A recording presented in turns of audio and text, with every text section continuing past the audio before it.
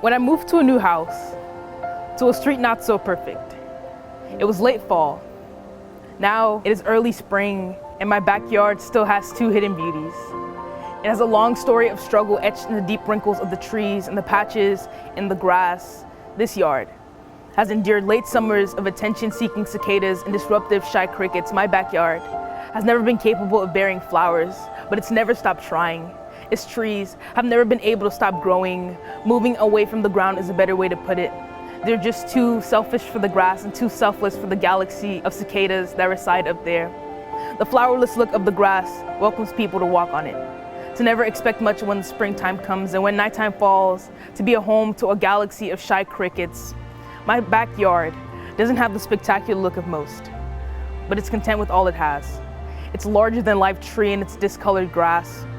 This burdened back area doesn't have stories of Labor Day picnics and barbecues on the 4th of July, but rather of cold winters and rainless summers. Now pay attention. When I was born to a family not so perfect, it was early November.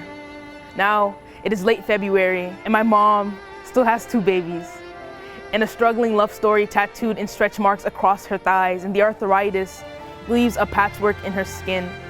She has endured a life of attention-seeking antics and my disruptive, shy behavior. My mother has never been able to convincing me of my beauty, but she's never stopped trying. My brother has never been able to stop growing, spreading his branches and reaching for someone to grab onto.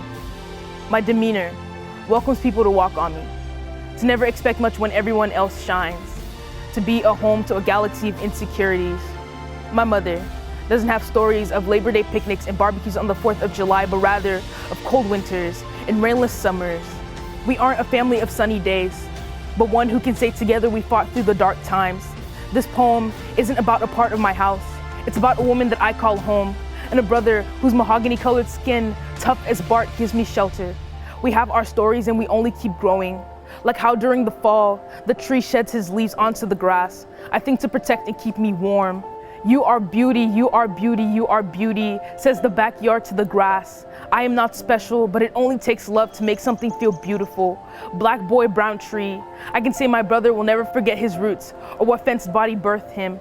He will never forget what soil told him.